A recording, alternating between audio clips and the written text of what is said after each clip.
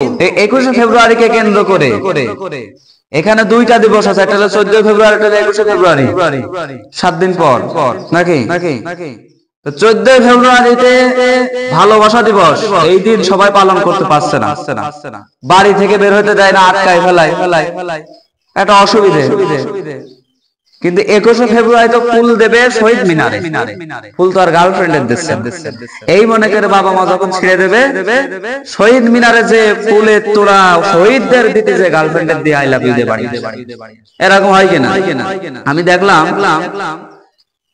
এক প্রেমিক প্রেমিকা হেঁটে হেঁটে যাচ্ছে, ফুল হাতে কেটে কাছে, ভাই সবই তো মেনে নিলাম, তো এই শহীদ মিনারে ফুল দিতে আসেন কেন? বলছে শহীদ মিনারে ফুল দিতে আসে কেন আমি জানি না, আমি ঘুরতে এসে কথা চিন্তা করেছেন। বলছে শহীদ মিনারে কেন যে ফুল দেয় সেটা তো আমি জানি না, ঘুরতে এসে মানে ওর কাজ যেটা সেটাও করলে হলো, বাকিটা সেকেন্ড বিষয়টা এখন এরকম হয়ে গিয়েছে। এখন কথা হচ্ছে যে ওরা যখন বলবে, ওরা এমনও লোক আছে যারা শহীদ কি জন্য হয়েছে এটাও জানে না।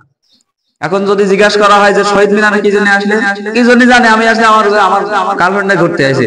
এখন শহীদরা কবরের থেকে বলছে আয় রে মরেও শান্তি পেলাম না, আমি মরে গেছি, আমরা শহীদ হলাম, আমাদের স্মরণ করার জন্য শহীদ মিনারে ফুল দেবে, সেই জায়গায় এসে ওরা প্রেম করছে, তাহলে মরেও শান্তি পেলাম না। আল্লাহু আকবার,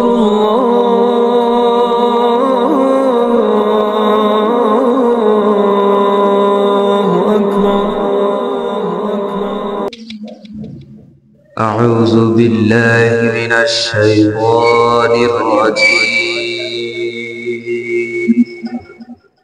بسم الله الرحمن الرحيم.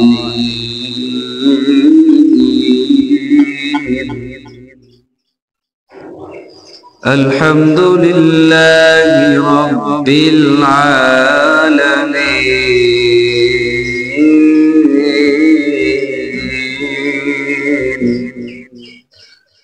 الرحمن الرحيم.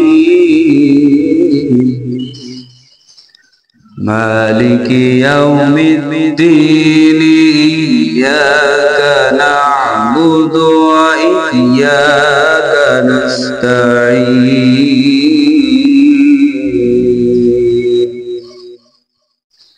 اهدنا الصراط المستقيم. صراط الذين أنعمت عليهم غير المغضوب عليهم ولا الضالين.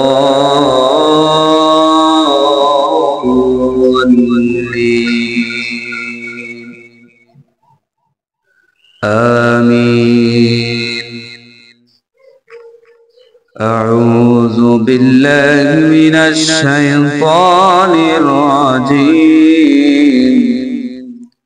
بسم الله الرحمن الرحيم. إن الله وملائكته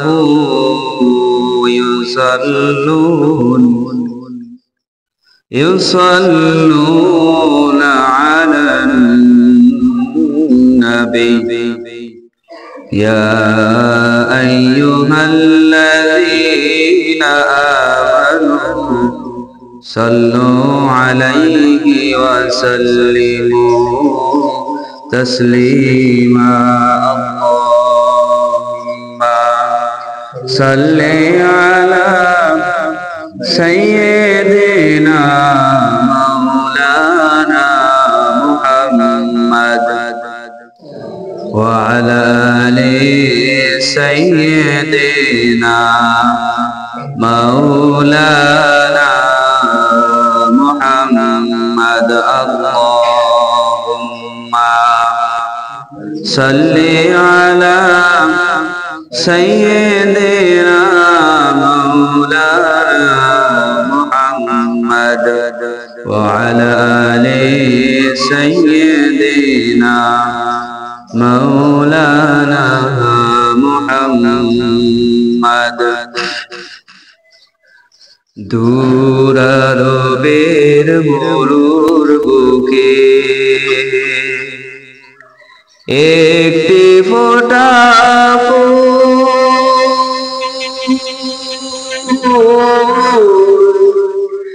দিন দুঃখীদের বন্ধু সেজে মুহাম্মদ রাসূল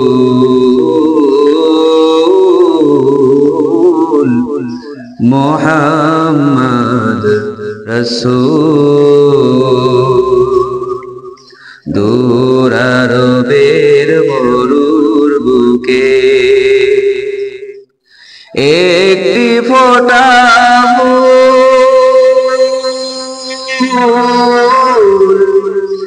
দিন দুঃখীদের বন্ধু সেজে মুহাম্মদ রাসূল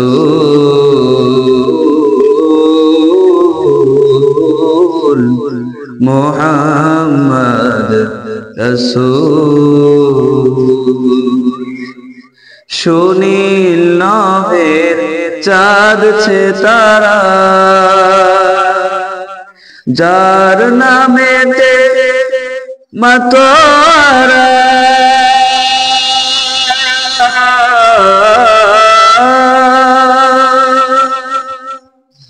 সুনীল নভের চাঁদ ছে তারা যার নামেতে মাতোয়ারা যার আগমন খবর পেয়ে যার আগমন খবর পেয়ে হাসে আলমকুল মুহাম্মদ রাসূল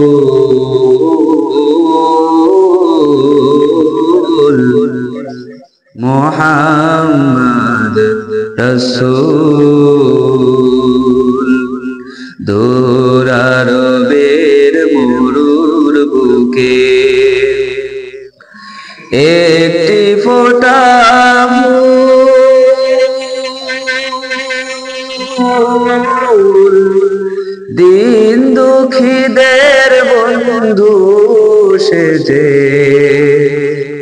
মুহাম্মদ রাসূল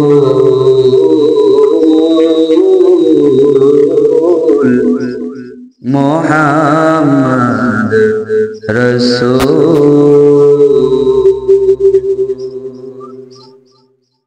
আলহামদুলিল্লাহ আলহামদুলিল্লাহিল্লাযী ওয়াসসালাতু ওয়াসসালামু আলা রাসূলিল্লাহ। সম্মানিত এলাকাবাসী, সম্মানিত মুসল্লিয়ানে কিরাম, আমরা সর্বপ্রথম মহান রব্বে কারীমের দরবারে শুকরিয়া আদায় করি যে রব্বুল আলামিন ওয়া জালাল ইজ্জাত আমাদেরকে তার প্রিয় ঘর মসজিদের ভিতরে আসা বসার তৌফিক দান করলেন, বলি আলহামদুলিল্লাহ। লক্ষ কোটি দরুদ ও সালাম পেশ করি মহামানবতার কান্ডারি দো জাহানের বাদশা হুজুরে পাকের দরবারে, সকলে বলছে সাল্লাল্লাহু আলাইহি ওয়াসাল্লাম। সেই সাথে আমরা মাগফিরাত কামনা করছি সেই সব শহীদদের যারা 1971 সালে যুদ্ধ করতে যে শহীদ হয়েছে। স্বাধীন বাংলাদেশকে মানে বাংলাদেশটাকে স্বাধীন করে দিয়ে তারা জীবনটাকে বিলিয়ে দিয়ে চলে গিয়েছেন। সেই সাথে যারা 2024-এর জুলাই গণঅভ্যুত্থানে শহীদ হয়েছেন, স্বৈরাচার মুক্ত করেছেন, ডবল বাংলাদেশ স্বাধীন করেছেন, দুই সময়ের শহীদদের জন্য আমরা মাগফিরাত কামনা করি। আল্লাহ তাআলা তাদের সকল শহীদদেরকে জান্নাতের সবচাইতে উচ্চ মাকাম দান করুন, বলি আল্লাহুম্মা আমিন। আজকে 21শে ফেব্রুয়ারি, আজকে মাতৃভাষা দিবস প্লাস শহীদ দিবস। এদিনে আমাদের প্রিয় ভাইরা সালাম, রফিক, শফিক, বরকত, জব্বার ইত্যাদি সব ভাইরা মাঠে নেমেছিলেন যে বাংলা ভাষাকে রাষ্ট্রভাষা করতে হবে। আমরা যারা ছিলাম, যারা পুরনো আছেন, মুরব্বিয়ান একরকম যারা আছেন, তারা জানেন যে এইটা ছিল পূর্ব পাকিস্তান, আর এখন যেটা পাকিস্তান আছে সেটা ছিল পশ্চিম পাকিস্তান। তো এখন পশ্চিম পাকিস্তানের ভাষা হলো উর্দু। তারা আমাদের উপরে চাপিয়ে দিয়েছিল যে আমরা যেহেতু উর্দু ভাষায় কথা বলি, পূর্ব পাকিস্তানের মানুষ উর্দু ভাষায় কথা বলা লাগবে। তখন এটা অনুধাবন করা দরকার, মানে করতে পেরেছিল যে আমাদের জন্য বাংলা ভাষাটা বলা সহজ ছিল, অনেক সরল ছিল ভাষাটা। বাংলা ভাষা যেটা আমরা এখন বলি অনেক সহজ না? আমাদের কাছে আমাদের মাতৃভাষা চাইতে সহজ আর কি হতে, সোজাসুজি কথা। আমাদের মাতৃভাষা ছিল বাংলা, আমরা বাংলায় কথা বলতে আমাদের কোনো কষ্ট হতো না, কোনো জড়তা ছিল না, একেবারে সোজাসুজি আমরা বাংলায় কথা বলতাম। কিন্তু ওদের মাতৃভাষা ছিল আবার উর্দু, যার কারণে ওরা আমাদের উপরে চাপিয়ে দিতে চেয়েছিল যে এদেরকেও উর্দু ভাষা শেখাতে হবে, বাংলা ভাষা চলবে না। পাকিস্তানের তৎকালীন সরকার, অর্থাৎ এই যে পূর্ব পাকিস্তান পশ্চিম পাকিস্তান, এই দুইটা দেশ মিলে একটা রাজ্য ছিল, একটা দেশ ছিল। সেই সময়কার যে সরকার ছিলেন তিনি আসছিলেন একটা সমাবেশে। মোহাম্মদ আলী জিন্নাহ খান, আপনারা চেনেন। উনি সমাবেশে এসে বলেছিলেন যে একেবারে কড়াভাবে, শক্তভাবে নির্দেশ দিয়ে চোখ রাঙিয়ে বলেছিলেন যে উর্দু এবং উর্দুই হবে এই বাংলার রাষ্ট্রভাষা, উর্দু এবং উর্দুই হবে পাকিস্তানের রাষ্ট্রভাষা। এত শক্ত দৃঢ়তার সাথে, শক্ত মানে এত মজবুত ভাবে কথাটা বলেছে, যার কারণে উর্দু কথাটা দুইবার উচ্চারণ করেছে, উর্দু এবং উর্দুই হবে পাকিস্তানের রাষ্ট্রভাষা। তখন সারা বাংলার সকল রক্ত গরম ছাত্র জনতা খেপে গেল, তাজা রক্ত বিলিয়ে দেওয়ার জন্য প্রস্তুত হয়ে গেল, এবং সারা পাকিস্তান, পূর্ব পাকিস্তান, পশ্চিম পাকিস্তান, এই পূর্ব পাকিস্তানের অর্থাৎ আমাদের এই বাংলাদেশের বাংলার ভূমিতে সব জায়গায় টকবগে যুবক ছাত্ররা সবাই নেমে গেল, এবং দল মত জাতি বর্ণ ধর্ম নির্বিশেষে সারা বাংলার সকল মানুষ নেমে গিয়েছে পথে যে না, আমাদের মাতৃভাষা বাংলা চাই, বাংলাই করে তারপরে বাড়ি। আল্লাহর কি অশেষ মহিমা! সেই দিন পশ্চিম পাকিস্তানের সেই যুদ্ধের পর, পশ্চিম পাকিস্তানের সাথে যখন বাংলাদেশের যুদ্ধ হয়, যুদ্ধের পর আল্লাহর রহমতে দীর্ঘ 9 মাস যুদ্ধের পর বিজয় অর্জন করেছে 16ই ডিসেম্বরে। 16ই ডিসেম্বরে আলহামদুলিল্লাহ, আল্লাহর রহমতে আমরা স্বাধীন একটা রাষ্ট্র পেয়ে গেছি। সেদিন হাজারো মায়ের হাজারে ছিল, হাজারো বাবার হাজারে ছিল, আমার পুত্র সন্তান নাই, আমার কন্যা সন্তান নাই। পাকিস্তানে পাক হানাদার বাহিনীরা হত্যা করেছে, পুড়িয়ে ফেলেছে, নিপীড়ন করেছে, ওদেরকে অত্যাচার করেছে, গুম করে ফেলেছে। হাজার হাজার মায়ের বাবার কান্না ছিল। কিন্তু যখন স্বাধীন রাষ্ট্র পেল, তখন তারা মনকে বুঝ দিল এবং খুব শান্তি পেল। যাক, আমার ছেলে, আমার মেয়ে, আমার স্বামী, আমার বাবার এই জীবন দেওয়ার বিনিময়ে আমরা স্বাধীন একটা রাষ্ট্র পেয়েছি, আলহামদুলিল্লাহ। ঠিক সেই রকম করে আবার যখন 2024 সালের জুলাই বিপ্লবের সময় আসলো, একে একে ছাত্রর দল সব নেমে যাচ্ছে। শুধু ছাত্র নয়, দল মত জাতি বর্ণ ধর্ম নির্বিশেষে সকল বাড়ি থেকে সবাই লাঠি চোটা যা পেয়েছে সব হাতে করে নেমে গিয়েছে যে এই স্বৈরাচারকে পতন করে তারপর বাড়ি আসবে। তার মানে একটা বিজয় আনতে হলে একজনের দ্বারা কোনোদিন সম্ভব হয় না।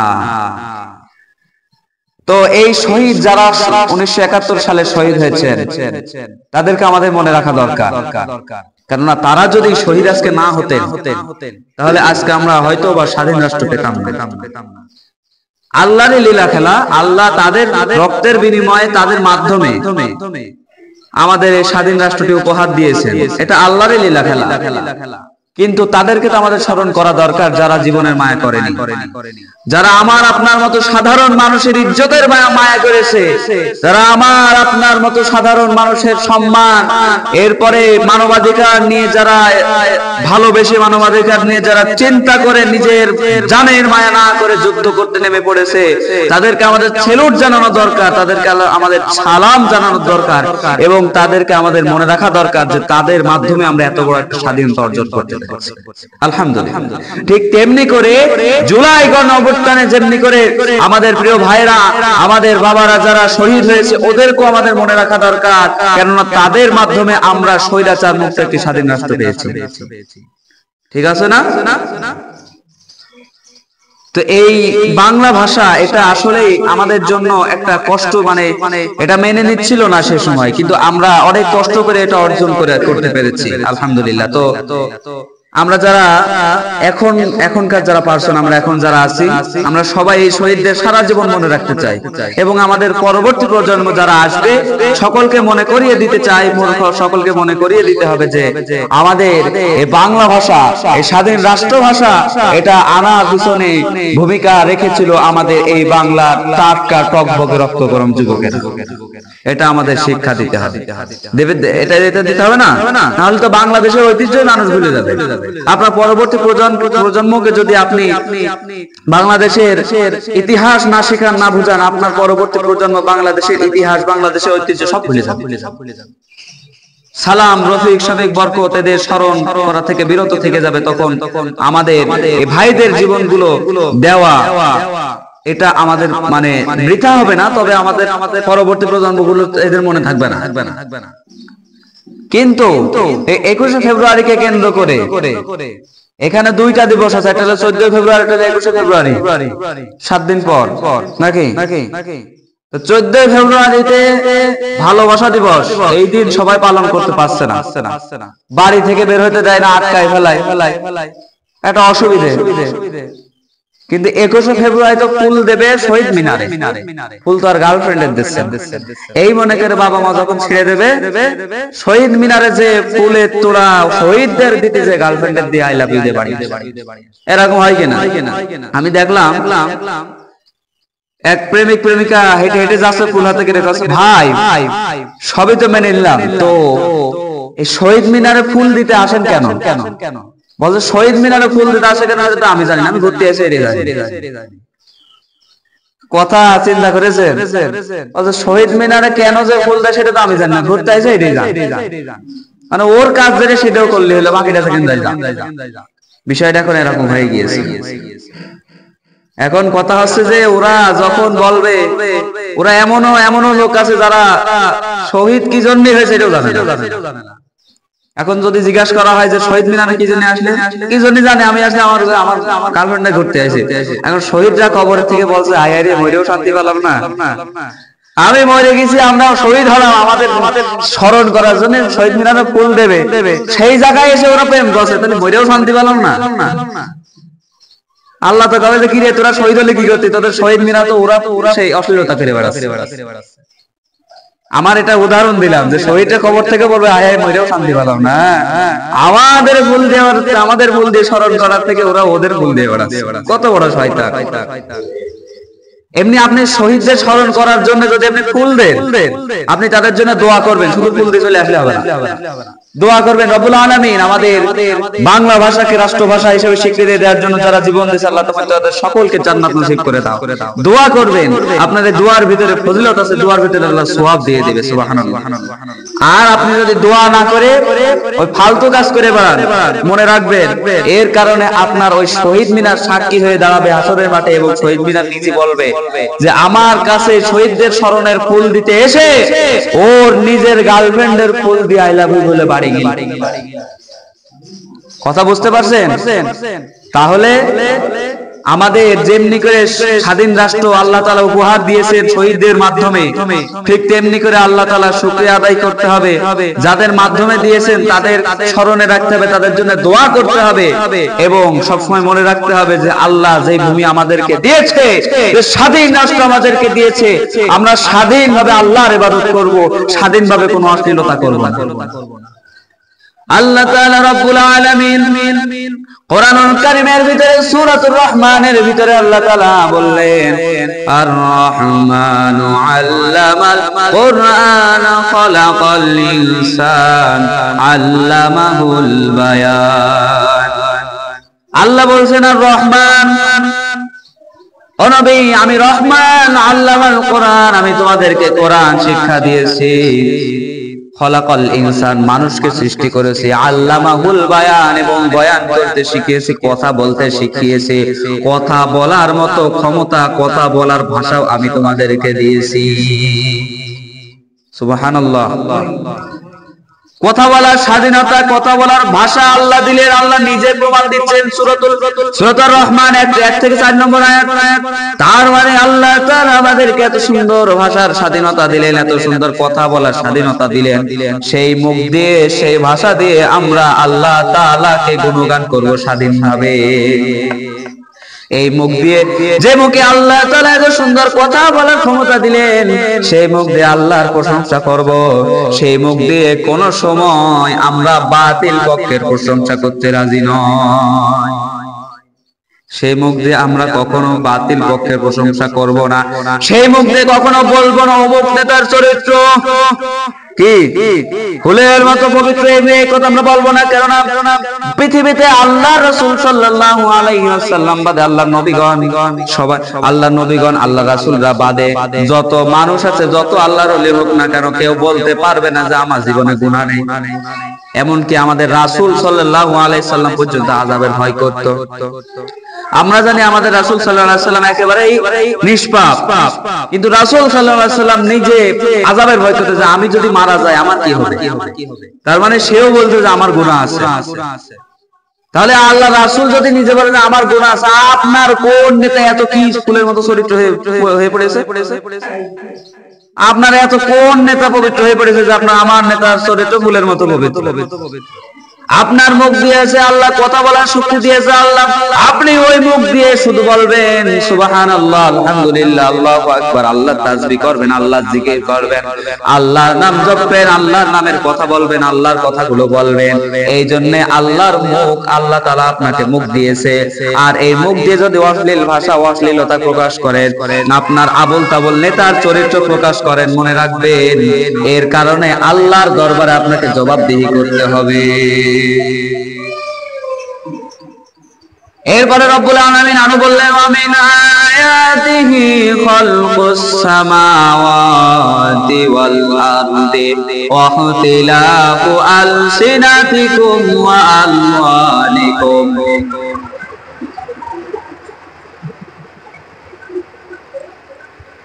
وألوانكم إن في ذلك لآية للعالمين الله أكبر।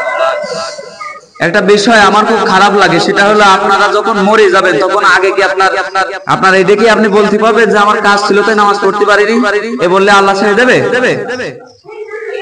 তা আপনারা মসজিদে আসতে এত দেরি করেন, তারপরে এমন এমন কাজ করেন যে সময় আসলে মসজিদে বসাই যায়।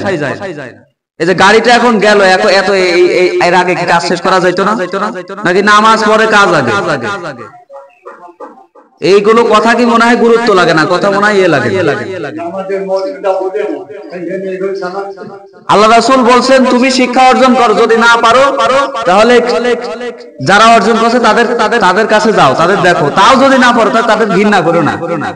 এমন নামাজ পড়েন, নামাজ পড়া লাগে তো ঘৃণা করা যাবে না নাকি? এইটা তো মানা লাগবে।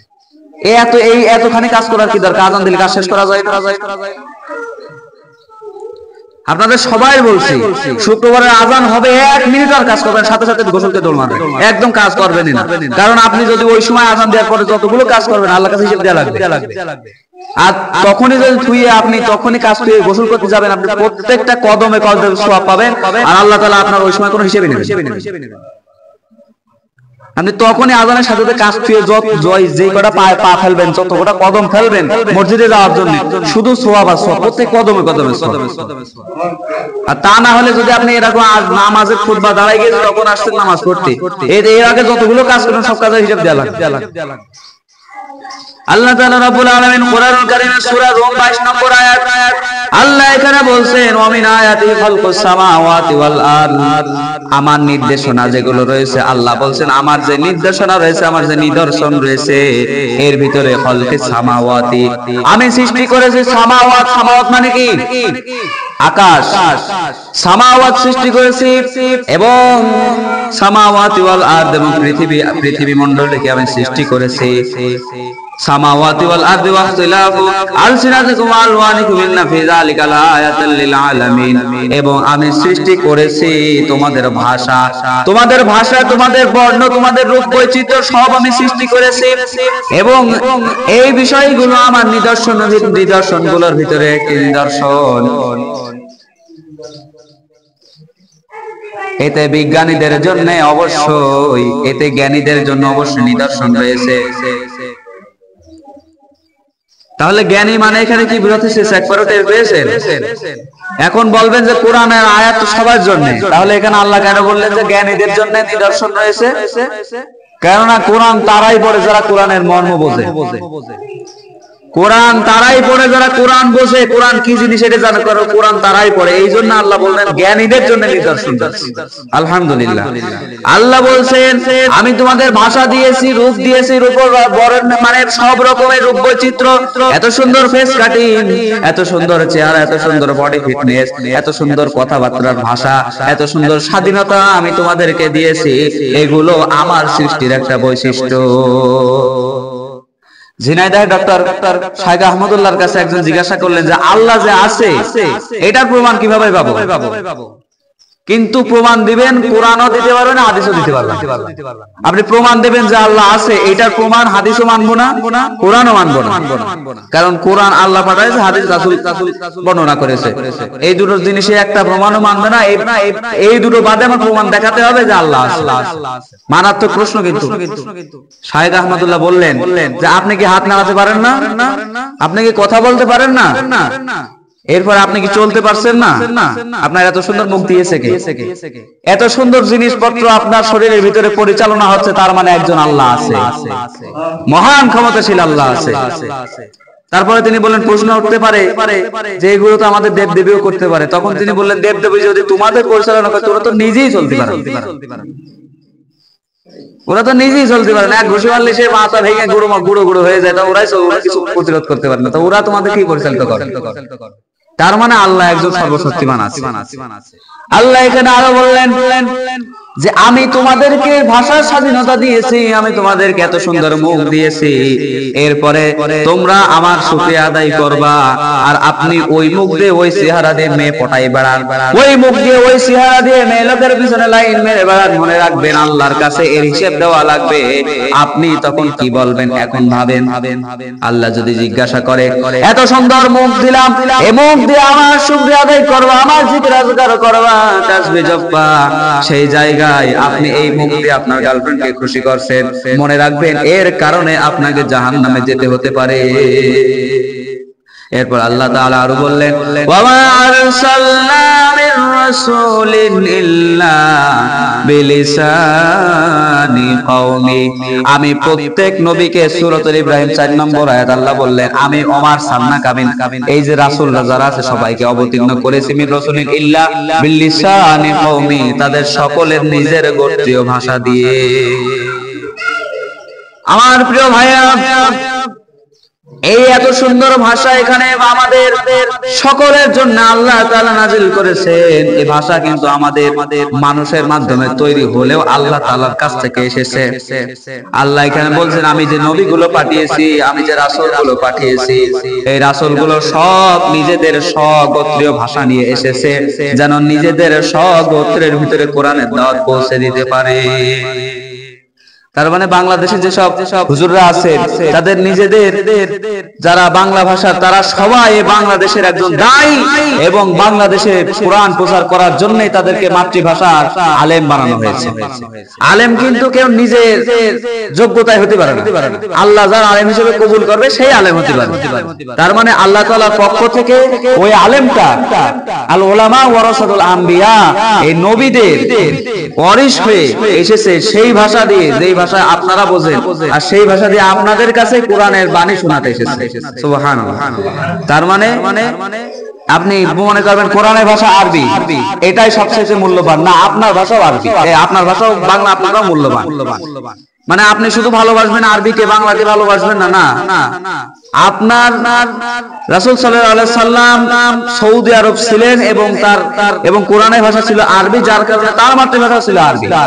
আর এখানে আপনি যে আলেমের কাছ থেকে তরবিয়ত নেবেন, যে আলেমের কাছ থেকে আপনি তালিম নেবেন, সে আলেমের ভাষা বাংলা এবং সেই ভাষাও আল্লাহর কাছ থেকে এসেছে, এবং সে আলেমও আপনার জন্য এসেছে, আপনার কাছে কোরআনের দাওয়াত পৌঁছাবে বাংলা ভাষায়। তার মানে বাংলা ভাষা আমাদের কি ভালোবাসার ভাষা, ঠিক কি না?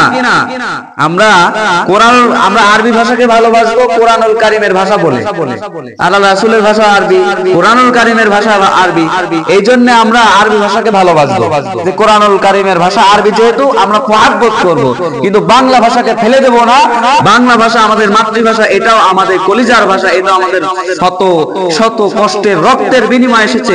আমরা এই ভাষাকে শ্রদ্ধা করব এবং ভালোবাসবো। পারবেন না? এই মাতৃভাষা উপলক্ষে আপনারা শহীদ দিবস উপলক্ষে আপনারা দোয়া করবেন আল্লাহর কাছে, যে আল্লাহ তাআলা আমাদের সকল শহীদদেরকে তুমি জান্নাত নসিব করো। এই মাতৃভাষা উপলক্ষে আপনারা শহীদ মিনারে ফুল দেন, কোনো সমস্যা নেই, কিন্তু আবারও বলছি, কোনো গার্লফ্রেন্ড বয়ফ্রেন্ডের ফুল দেওয়া দিতে হবে না। এইটার জন্য শহীদ মিনার বানানো হয়নি। যদি আপনি এই কাজটা করেন, আপনার শহীদ মিনার এবং শহীদরাও সাক্ষী দেবে যে আমরা মরেও শান্তি হয়নি, আমরা মরে গেছি। আমাদের ফুল দেওয়ার, আমাদের শরণার্থে যাই শহীদ মিনার গুলো বানাইছে ফুল দেওয়ার জন্য, ওরা ওখানে ফুল না দিয়ে ওরা গার্লফ্রেন্ডের ফুল দিয়েছে, শহীদরাও সাক্ষী দেবে। তা আপনি কোনে যাবেন? যাই হোক, আল্লাহ তাআলা আমাদের সকলকে সঠিক বুঝ দান করুন, বলি আল্লাহুম্মা আমিন। ইনশাআল্লাহ এখন ক্যালেন্ডারে একটা অফার হয়েছে, সেটা হলো আমাদের কথা যদি 1 তারিখ থেকে রোজা হওয়ার, আবার শুনছি 2 তারিখ থেকে হবে। কি হবে আল্লাহ ভালো জানে, সময় হলে দেখা যাবে। রমজান নিয়ে আলোচনা সামনে শুক্রবারে হবে। আজকে 21 ফেব্রুয়ারি দিবস, এই বিষয়ে আলোচনা করলাম। রমজান নিয়ে আলোচনা সামনে শুক্রবারে হবে। এই বিষয়ে যদি আপনাদের প্রশ্ন থাকে, সম্মানিত মুসল্লি একরাম আমার কথা শুনেন, রমজান বিষয়ে যদি কোনো প্রশ্ন থাকে আমার কাছে জিজ্ঞাসা করবেন। আমি যদি জানি যথাসাধ্য চেষ্টা করব উত্তর দেওয়ার জন্য, না জানলে আমি বলে দেবো আমি পারবো না। যদি জানে আমি উত্তর দেব, ঠিক আছে? আগামী শুক্রবার রমজান বিষয়ে আলোচনা হবে ইনশাআল্লাহ। শহীদ দিবস বিষয়ে তো কথা বললামই, এই বিষয়ে বেশি বাড়াবাড়ি করার দরকার নেই। যদিও আমাদের হাসিনা খালা তো একেবারে পাগল করে ফেলছিল, পতাকা টাঙিয়ে শহীদ মিনারে ফুল দিয়ে আব্বার ছবি তুলে দিয়ে পাগল করে ফেলছিল নাকি? এখন আর সেই তাল নেই। এখন আপনারা বেশি বাড়াবাড়ি করার দরকার নেই, ভালোবাসবেন, দোয়া করবেন, ওইটুকু বিশেষ। অত তাল বাহানা করার কোনো দরকার নেই।